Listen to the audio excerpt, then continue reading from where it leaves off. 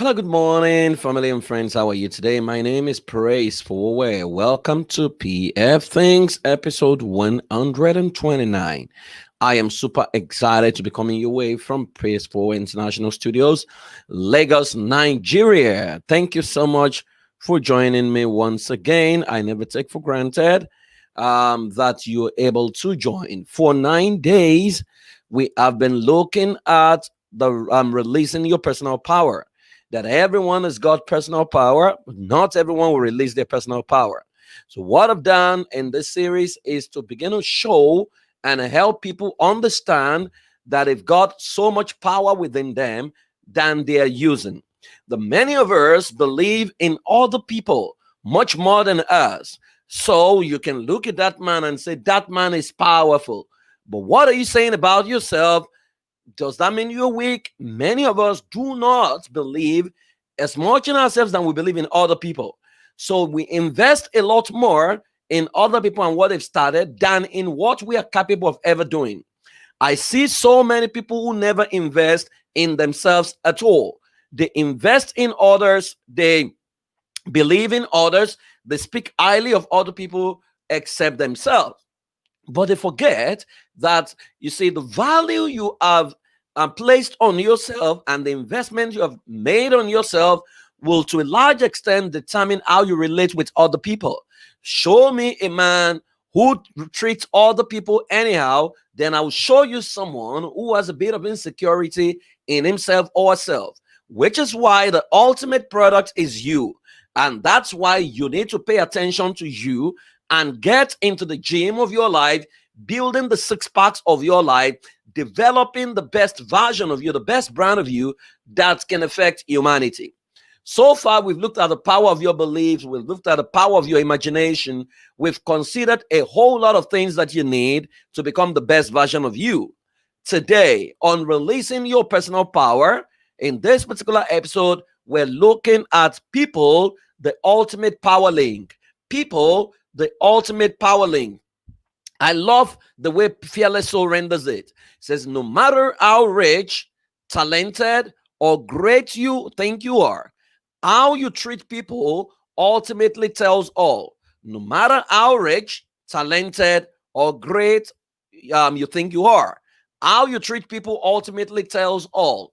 By the way, I have to acknowledge my costumer, Imagination. Thank you so much, for sending me new sets of costumes. Thank you so much, Imagination. Kudos to you. Okay, now I thought I need to acknowledge them. They make nice clothes and nice fabrics and nice bespoke wares for people, so you might want to patronize them.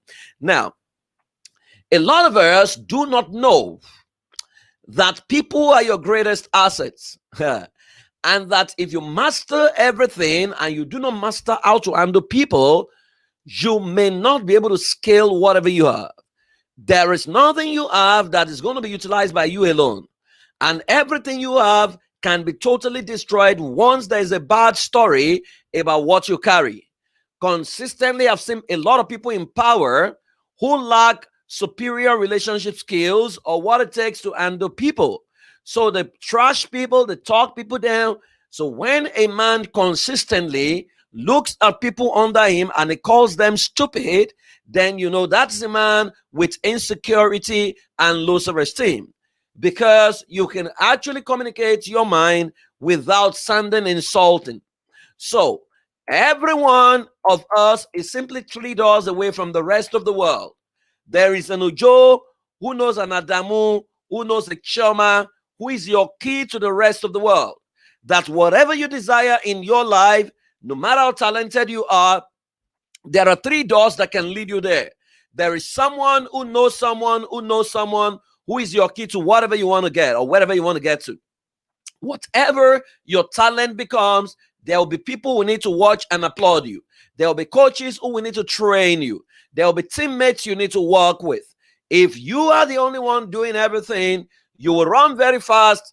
You may not go very far. Which is why if there is a skill you need to teach your children or you need to master, is the skill of handling people and managing people. So if every one of us are 3 doors away from the rest of the world, The problem is you do not know which door will connect you to the next door that will connect you to the next door. What if the person you're treating badly right now is the door that will connect you to the next door? If you have handled that door anyhow, you realize that you may not be able to connect to the next door that takes you to the rest of the world. Imagine if every human being you meet has got $1 million inside of them that is not going to be unveiled until 20 years' time. How will you treat the people in your life? Not understanding your personal immigration system can make or mar you. Every human being has got a personal immigration system. You are the consulate general. People are coming into your life and they exit your life. You are the one who places them, who scrutinizes them. You are the one who knows who should come in, who should go. If you do not master how to relate effectively with people and how to manage the entries and exits in your life, you will cut yourself off, you will shortchange yourself, and you may never be able to maximize your potential. Now, there is nothing to lose for treating people right, but there is a lot to lose for treating them badly. That was a song my mother sang to me every day of my life growing up. That you have nothing to lose for treating people right. That if everyone that comes into your life, you make it a point of duty to leave them better than you met them, there is absolutely nothing to lose. Yes, they're going to hurt you. Yes, they're going to turn you down. Yes, they're going to backbite. They're going to bite you in the back. Yes, they're going to hurt you and sometimes inflict pain on you. But you see, at the end of the day, there is nothing to lose for treating people right, but there's a lot to lose for treating them badly, because the person you have treated badly may just be your next key to your next level. There is nothing, however, that you want to have that is not going to involve people or require people. These are core presuppositions that if you understand them, it will determine your code of engagement when it comes to handling people. There is nothing you want to have that is not going to involve people or require people. You need to put that at the back of your mind. Mastering how to handle people is a major key in releasing your personal power. That even when you have the power, you cannot release the power in isolation. You release your personal power to benefit people, with people to benefit humanity. There are people who work with you. There is someone who owns the house you live, someone who owns the gym you work with. People have written books. People have shot videos that inspire you. These are the various ways people come into our life. So if we don't master how to handle people, you will realize that you may short circuit or shortchange your personal power. It is not enough to have personal power. You must master how to effectively relate if you don't want your personal power to serve yourself. Imagine you have an electric bulb and the bulb is only serving you. Imagine you have a product that only you can buy. No other person can patronize you. It's only a matter of time before you run out of cash. Then you will learn that you will always need people. Now, I love someone who said, where there is no vision, the people perish. That was the Bible says, right? And someone else says, where there are no people, the vision will likely perish. That it's not enough to have a vision, right? Where there is no vision, the people perish. But where there are no people, the vision will also likely perish. People are not interruption. That was a statement by Dr. Miles Monroe. He drummed that statement into my ear consistently before he passed on. He said, people are interruptions and people are not interruptions. People are opportunities that can serve you if you master how to harness them. Now, there are people in your life who breathe in and the breathe out. They are not interruptions. They are opportunities. And if you know how to maximize people, you will get the best out of them. So what are people? One, people are the little lights seeking to collaborate with your little light to blaze into flame. You need to see it that way. When you see it that way, you will look for the best in people and how they can help you achieve what you want to go do, or how you can help them achieve what they want to do. So people are little lights seeking to collaborate with your little light to blaze into flame. Your own little light is not enough to lighten the world. This little light of mine, I'm going to let it shine. When everyone shine their light wherever they are, it becomes a flame that can lighten the entire world. So when you recognize that there is something in everyone that can collaborate with what you have to serve the entire world, you will learn to treat people right. Number two, people are the refinery designed by life to eliminate your dross and birth your precious gold. Now, there are people that have been designed into your life, brought into your life to refine you. Many years ago, when I was in paid employment, there was a particular lady who was my upline in the office who would talk me down, do all kinds of things to me. I mean, there was a day she talked to me badly that I almost resigned, because for the first time, I remember that I was a graduate. She didn't know that I was a graduate. I was a university graduate. She thought I was one of the dropouts who had come to just look for a job. Right. So she talked me down so badly that I remember for the first time that I started accounting. And I was very close to tears. But a friend saw me and he called me aside. And he said to me, Praise, there are two categories of people in the workplace. You have the water and you have the fire. The water are there to refresh you. The fire are there to burn you. But in burning you, they're going to refine you, that you're going to become better, shining as gold. And that if you surrender yourself to their burning of you or refining of you, you become a robust human being who can function in everywhere and every situation without taking an offense. So he said to me, if you don't understand what she's trying to do, try to understand what she couldn't have been trying to do, then you will know how to deal with her. So I took in that advice, and I started relating with her, irrespective of the tantrums that she threw and how badly she talked. Guess what? 2 years later, I was out of that establishment. 5 years down the line, I went on ShopRite. ShopRite, if you don't live in Nigeria, it's like Tesco, or it's like it's like Tesco. If you have Tesco in your country, or it's a major supermarket, kind of. I went in there and went with my wife, and she saw me because as a then I'd featured on CNN, I'd featured on all the news media in my country, granting interviews severally, and I'd become a bit famous. She ran towards me and with her husband, and told her husband, wow, this used to be my colleague. I'm a very fantastic guy, and I laughed. When she left, she said to me, Praise, can I have your card? I've been looking for your number. So I gave her my complimentary card, but I told my wife that this woman was the one who burnt me, who refined me to understand how to handle and relate with people. So sometimes when it looks like people treating you badly, if you master the coping mechanism to relate with them, you will have been refined and become better in a way that what people say no longer gets to you. That was a lady who unconsciously trained me to develop thick skin to what people say, in the way that if the whole world gathers and they begin to talk me down, it may not have so much effect on me, because she has totally refined me. So many of the adverse situation and bad situations in your life is what actually been designed by life to refine and eliminate your dross to birth your precious gold. People are your link from where you are to where you truly want to be. Like I said, every man is 3 doors away from the rest of the world. There's an Ojo who knows an Adamu, who knows a Chioma, who is your key to the rest of the world. People are the keys that can unlock all possibilities, but they can also lock out all possibilities. That is why you can never tell who God is going to use to bless you. Is the God of all flesh. Is there anything too possible for him to do? If you admit that God cannot activate any human being to serve your cause, then you will check out of what God has in stock for you.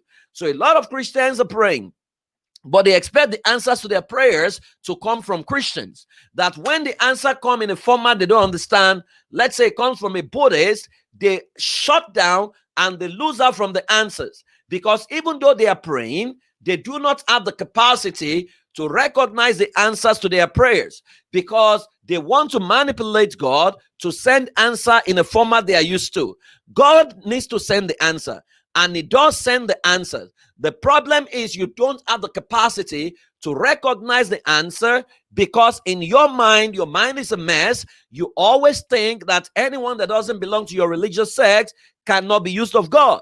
But God made the human beings, everyone, and so he can activate anyone in your direction, because God is present in every religion and in every belief. So people are the key to unlocking all possibilities, but they can also lock out all possibilities if you have not mastered how to relate with people.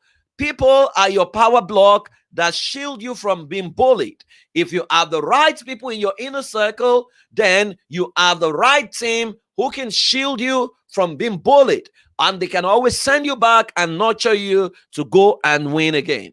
People are the rundown company with amazing potential waiting for your takeover to become the market leader.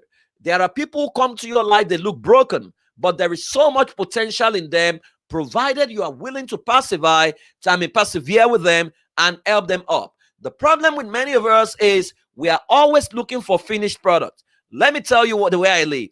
Whenever I want to afford something and it's out of my reach, I look for someone with the potential and I invest massively in that person. And it's something that has served me effectively. There are lots of things I get cheaper right now, or I get for free, right? Simply because I have people that have poured my life into. 7 or 8 years of my life was spent was invested, pouring out my life into some young people in Ajegunle between the year 2003 to 2010, thereabout. Every week I was there. I will arrange chairs, I'll pay for the all, I will impact them, give them a sense of direction, pay for some of their tuition fees, advise some of them to go back to school. I will link some of them who wanted to work. I will bring in people who can help them refine what they have. It's been over 17 years right now. Those guys have grown. Some of them have become executives. Some of them have become lecturers. There's a PhD holder among them. Some of them are abroad. So whenever I travel, they are always on ground to serve and, to make me feel comfortable, right? Whenever I need to edit something, they are always available to edit it for me and tell me, Papa, that's not how to do it. This is how this is done. They correct me, because I believe the highest level of mentoring is when your mentees can become your mentor, right? I honor them, I respect them right now, and they've helped me become better. Do you understand? So sometimes people come into your life disguised as broken people. It is your responsibility to recognize the opportunity for investment. That means the shares is down. And it's it's good to quickly buy the shares when it's down, because the shares will appreciate and the return is always, amazing. So when you see people in that light, you will no longer look down on anyone. You will look for opportunities to invest. Thomas S. Morrison said, when we treat people merely as they are, they will remain as they are. But when we treat them as if they were what they should be, they will become what they should be. I'll say that again. When we treat people merely as they are, they will remain as they are. But when we treat people as if they were what they should be, they will become what they should be. So, what are people? People are beings. Never treat them as things. I see the way many of us treat our house helps. You can never tell what the girl is capable of becoming. You can never tell if that is a girl that will be used to kill you. So if you treat her anyhow, she has enough reason to collaborate with the enemies to take you out. People are beings. Never treat them as things, whether they're your upline, whether they're your downline, whatever level they are, treat them as beings. People are investments. Be wise in spotting the best time to invest in them. The best time to invest is when the shares are down. A lot of people, want to collaborate and get already made. You are fair weather friends, and at that level, they are suspicious of you. But when their brand is not desirable, the person that stands with them or the person that invests in them is the person they always remember. So people are investments. Be wise in spotting the best time to invest in them. People can be assets or liabilities. Be smart enough to invest your time in them because the return on investment is amazing. Or if you spot that they are going to become liabilities, you might want to keep your money away so that you don't waste your life. Right. People are doors that can lead you to where you want to go. Be careful to close them gently because you may always need them. My mother consistently said to me, son, if you want to close a door, close it gently because you might need to come through that door again. I remember when I was in school and I was in from 4, a year to passing out, and there were seniors who had just finished their final exam. Guess what they did? They were so excited that they were leaving high school that they tore their clothes, they threw a party, they soiled their uniform. They told everyone, we're never going to wear this uniform again. We are free. They did all kinds of things, that were despicable by every standard. But guess what? When results came out, about half of them failed, which meant they had to resit the exam. So the same people who taught the uniform, they had to buy new uniform to come back to class. They had to eat the humble pie. The same way, you must understand you can never know what will happen tomorrow. There are people I've helped in times past who have been in position to help me later in life. So you need to understand the people are doors that can lead you to where you want to go. Be careful to close them gently because you may always need them. That's why when people are living my life, I try to reach out to them and to resolve whatever issues we have, because it's always helpful that way so that we can be beneficial to one another later in life. People are keys that unlock every possibilities. Be careful to have them for all sorts of doors. People are keys that unlock every door. You need to have all sorts of them. You need to have the master key. You need to have the key that unlocks the door to fortune, unlock the door to branding, unlock the doors to medicine, unlock the doors to engineering, unlock the doors to insurance. You need people in every sphere. Unlock the doors to the military barracks. You need people in every sector of the world. So you need to be patient, be intentional in recruiting people into your life. People are best-selling movies or books. Ensure you play a role that elicits empowering memories, right? They are best-selling books. Every time you interact with people, it's an opportunity to write a chapter in the book called their life. Now it's your choice, the chapter you have chosen to write. Whether you're the vice or the villain, it's your choice whether you're going to write a good memory or bad memory. However you treat them, whatever you do for them, determines a lot in who you become to them. So many of us are writing scripts in the lives of people today. There are people who are going to be great and they're going to remember the role you play.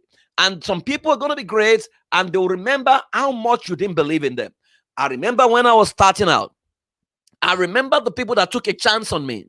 I'm forever grateful to them.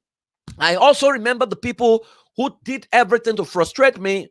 I do not repay them back with their evil, but I also remember them. Now, there were people who took a chance on me today who can say, Praise is my boy. But there were people who threw me away who had the opportunity of taking a place or a space in the book of my life, but who wrote a bad chapter. Right. So you need to understand that people are best-selling movies or books. Ensure you play a role that elicits empowering memories. People are a disguise all of shame or fame. Your contribution determines your placement. So you need to look at everyone in your life right now and ask, if they have to place you in their all of shame or all of fame, where will they place you? Will they remember you as the guy or the girl or the lady who used them and dumped them? Or will they remember you as someone who invested in them and paid them all they were due? Are you an employee who is owing people and you are flying all around the world? Or you are that employee who, even when money is not coming in, you ensure that your people are comfortable? It stands a chance who sees people as beings, but stands a better return who sees people as royalties and help them spoil their core potentials. Now, people come in different forms into your life. They can come as your upline, which means the people you look up to. I wrote a book, is on Amazon. The book is titled The 7 Lines of Work. The 7 Lines of Work. If you go on Amazon, you can get that book. is a book that chronicle the rules of engagement and the 8 lines of people that comes into your life and how to deal. Now, if you work in the third world economy and you want to maximize your life and accelerate your rise to the top, that's a book you need to get. The 8 lines of work. Now, in that book, I talked about your relationship with your upline. Who are the people you look up to? Your relationship with your downlines. Who are the people who look up to you? Your relationship with the peer line. Who are your colleagues? Your relationship with the real line, which is your relationship with the customers. Your relationship with the outline, which is your relationship with the competitors. Your relationship with the landline, which is your relation with the company policy, or the policy or the rules of everywhere you are trading or transacting, or the sector or the industry. Then you have the inline, your relationship with yourself. Then you have the outline, your relationship with God. Those are the 8 lines that you need to consistently interface with, but there are rules of engagement. If you don't maximize or master the rules of engagement and deploy the rules of engagement, you will lose out on the benefit you can derive from all these people. Now, at this juncture, I have talked about, and I've taught this before. I'm just going to gloss through it for this purpose of this session. So if you have been following me from the time we started PF Things, you would have known about this. The 3 levels of relationships that every human being needs to manage. And I have divided or categorized them into the outer court, the inner court, and the holies of holies. Now, a lot of people hurt themselves because they do not know how to place people who come into their life. That was why I said earlier on that you must become your own personal immigration system. That when you become your personal immigration system, you know the people that should have permanent residency in your life. You know the people that should have visiting visa, right? So, when you talk about the outer court people, the outer court people are acquaintances. They like something about you, but not the totality of you. They haven't proven themselves except that they are potential energy. They cannot be kinetic yet because they are potential. You don't know them. The outer court are sometimes hurting people and they share pains and worries. So when they come into your life, they come as broken down, hurting people, and you cannot afford to put them in your holies of holies. Now, these guys need help and closure, and it's likely to depend on you. That they cannot serve you, even if they are serving you, is because of their own interest, right? They need help and closure, hence they will depend on you. The outer court, you need to give them a precondition to see you, except they are coming to do business. So, for example, you go to a place, everybody wants to see you, ask them to do you a mail. Then it will separate those that want you from those that need you. Or ask them to send you an SMS or call you at XYZ time. If they really are meant to come into your life, they will call you at the right time, or they will go the extra mile to send the mail. Now, these people, you need to recommend what you have that can help them or refer them, but insulate yourself because they can drain you. Some of them are energy vampires. They will drain you, suck the life out of you, even though they are contributing nothing, right? So you need to spot them. If you have books, CDs, materials on YouTube that can benefit them, you need to refer them to those materials. What you owe your outer court is your bowel of mercy and compassion, or what is called corporate social responsibility. You do not owe them your secrets. You do not owe them your life. You do not owe them your life story. What you owe them is impact that can be given for free. What you owe them is training and sometimes mentoring, and it must be on your terms. Now, you can't commit yourself to outer court because you don't know them. They have the propensity to switch loyalty depending on what their next needs are.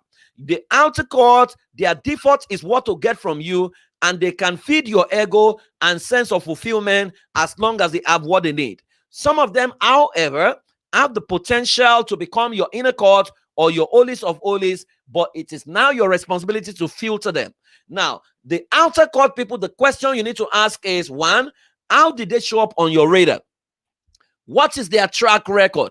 Who do you know that can attest to their character? Now you need to be very intentional about relationships, because if you're not intentional, you can actually get killed. I say that with all sense of respect and humility. People have gotten killed by bringing into their holies of holies people that should be in their outer court. As a matter of fact, in espionage, someone can be sent to get close to you who is supposed to kill you, and if you are not smart enough, you will bring them into your life. Now, who have they fallen out with before, and how did they react? If they have the tendency to fight dirty, you keep them at arm's length as a mentee, right? And not as people in your inner circle. Now, what energy and vibe do they send? And what do you feel anytime they are with you? Now, if you now go from outer court to the inner court people, your inner court people are people who have shown minimal commitment to solving a problem for you. They have shown a bit of stability in handling stress. People in your inner court must exhibit positive energy, and they must show consistency.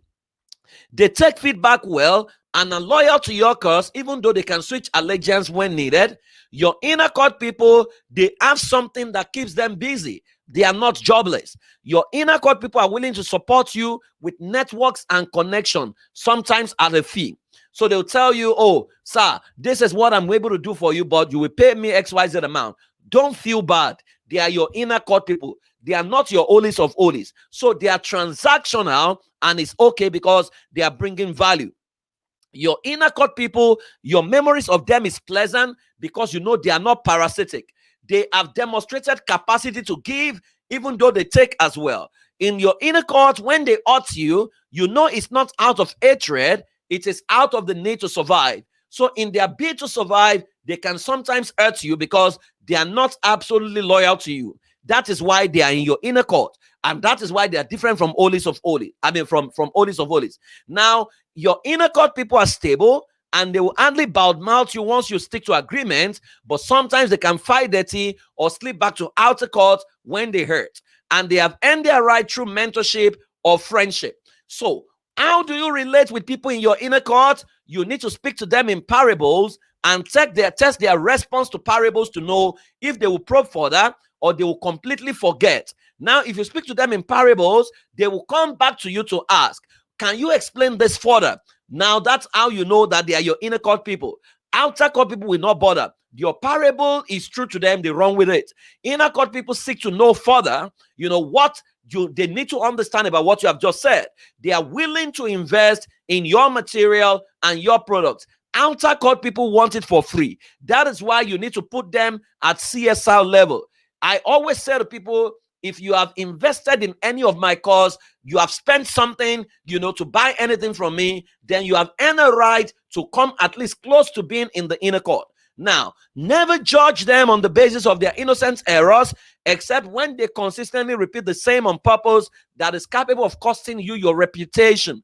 When you bring them in and they consistently remind you of pain, or they consistently repeat an error that is going to cost you your reputation, you might need to move them from your inner court back to outer court. Now, if they can't defend you behind your back and they agree with those that can't stand you in their thoughts, then they don't belong to your inner court. And don't be apologetic about it. Don't be emotional about it. They belong to your outer court. Your outer court people, they are comfortable when people talk you down and they sit there, they nod their head, they say, oh, me too, I've observed it too. But your inner court people will walk away, right? But you see, if your inner court people begin to sit with the enemies and they are comfortable in the midst of your enemies, then maybe they belong to the outer court.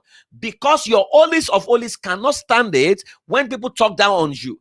I have a mentee who is my holies of holies. Someone invited him out and spoke badly about me, and he said to the person, sir, with due respect, I respect you, but you cannot speak about praise like this because praise raised me. And by the way, when I leave you now, I'm going to tell him exactly what you have said.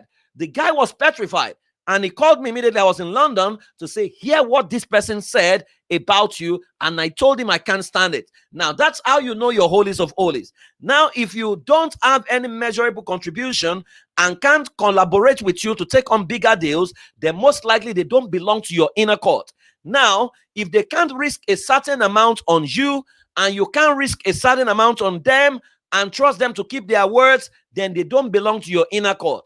You cannot entrust outer court people with 1 million naira loan, but your inner court people, you can entrust them with 100K loan, and you are sure they will pay back when they say they will pay back.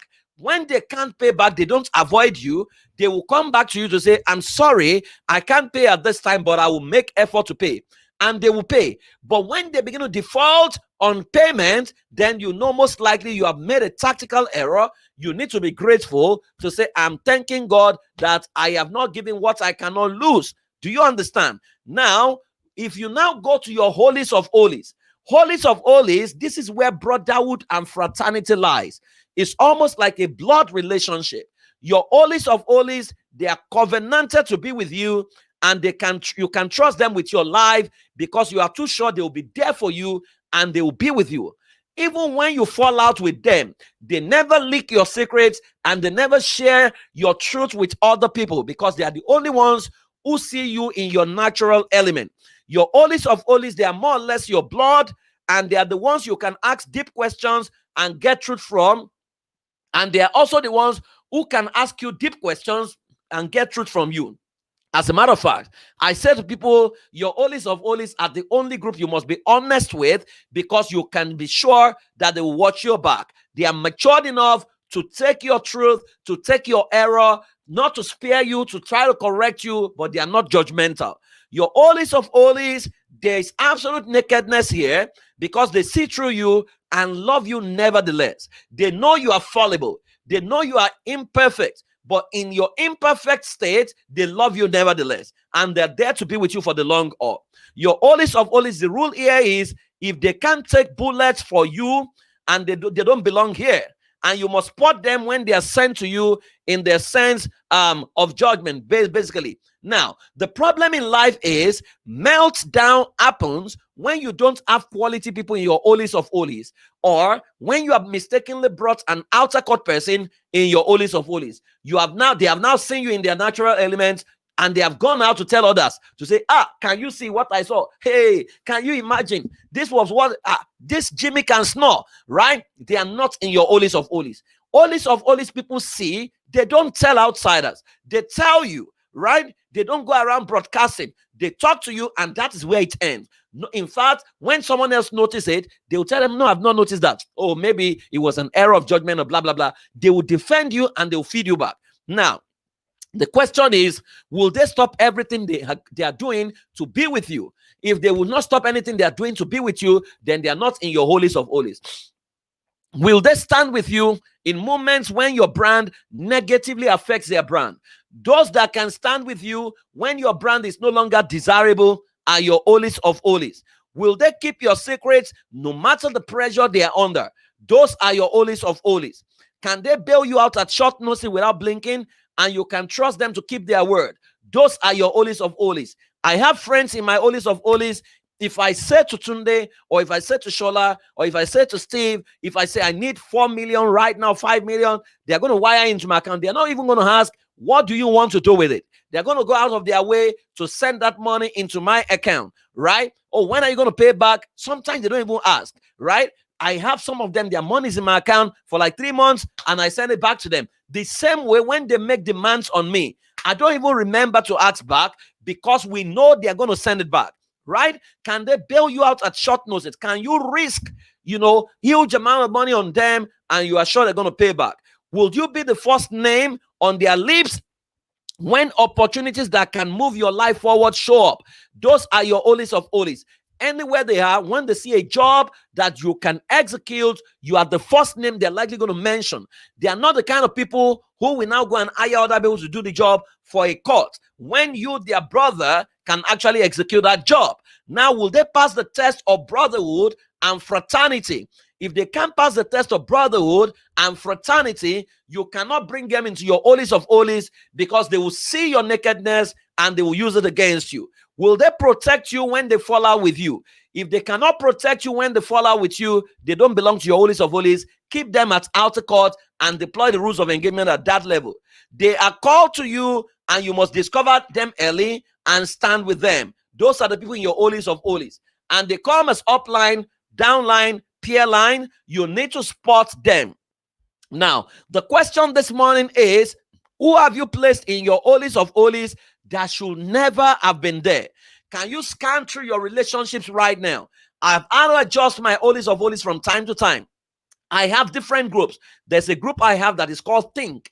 In that group, the things that bother me about life, I share it there, and they share it there. We question everything and anything. It's not everyone that can stand the conversation in that group. So it's not everyone that can be there. Very few people are there, less than 10, and we know that in our madness, we can question and troubleshoot what everybody's saying, and we can bring clarity and perspective.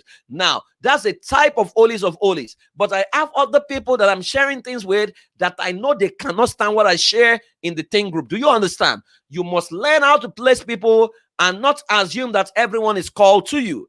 Now, who have you placed in your holies of holies that should never have been there? Who is in your inner court that should never have been there? And who is in your outer court that have passed the test of inner court? So you need to understand the rules of engagement and understand that in releasing your potential, you will need outer court, you will need inner court, and you will need holies of holies. So this morning, what do you need to do when it comes to relating with people effectively in your bid to release your potential? Number one, you need to masterfully dimension your talent and the highest expression of you. This is one question I have asked consistently in the last 4 days. So this time around, you need to pause and dimension your talent. What talent and what power resides in you? What is the highest expression of this talent? If the highest expression of your talent is that you are going to become a political leader, then you must learn to begin to build networks and relationships. Like they say in politics, is about permanent interest, right? So you need to begin to build bridges across, every divide in a way that you become desirable to everyone and everyone when you need to activate them. So masterfully dimension your talent and the highest expression of you so that it's clear to you and you know the level of relationship you need to begin to build. Number two, dimension everyone you need and activate your antenna to spot them in their rawest state. That the moment you see your people requirement, that, I will need a mentor, I will need a power broker, I will need a military chief, I will need a medical doctor, I will need an insurance broker, I will need a lawyer, they will begin to show up at their rawest state, and it's your responsibility to spot them and quickly invest in them. There are legal stuff I need to do sometimes that I get for free based on my investment in the lawyers around my life. Do you understand? So sometimes I pay their fees and sometimes they waive it and they say, Praise, you don't have to pay. You already paid it forward. And there are people in my life too who will invite me to platforms and I never charge. There was a lady in my life, Nike. When I was on campus, Nike used to fry bean cake, right? And Nike will give me free bean cake. We got close. She's married to someone who was like my pastor on campus now, But you see, any of their jobs, I don't have to charge. You know what? They already paid it forward. So you need to dimension everyone you need and activate your antenna to spot them in their rawest state. There's a young guy in secondary school who is going to become the biggest IT executives. There's a young lady somewhere who's going to become a legal luminary. You need to spot them early and take positions and buy your shares early so that when they become big, your investment would have also grown over time, and you can cash out on your return on investment. Number three, make it a point of duty to invest in them because they will produce the right return on investment. I've just talked about that. And number four, find your tribe and invest in your tribe, but hold a stake in other tribes and form alliance. Your tribe are the people who vibrate at your level. Your vibe must determine your tribe. You cannot relate with everyone. You may be born an African, your tribe may not be Africa. You may be born in the Yoruba-speaking part of Nigeria, your tribe may not even be there at all. Your tribe are the people who think like you, the people who vibrate at your level. They may not even be in your country, but trust me, you are a magnet. You will attract them into your world, spend time with them, but also take stake in other tribes because every product you have must pass the test of universality, which means everyone must be able to use it. We've talked about that yesterday. Number five, Master the three relationship quadrants and create your personal immigration system.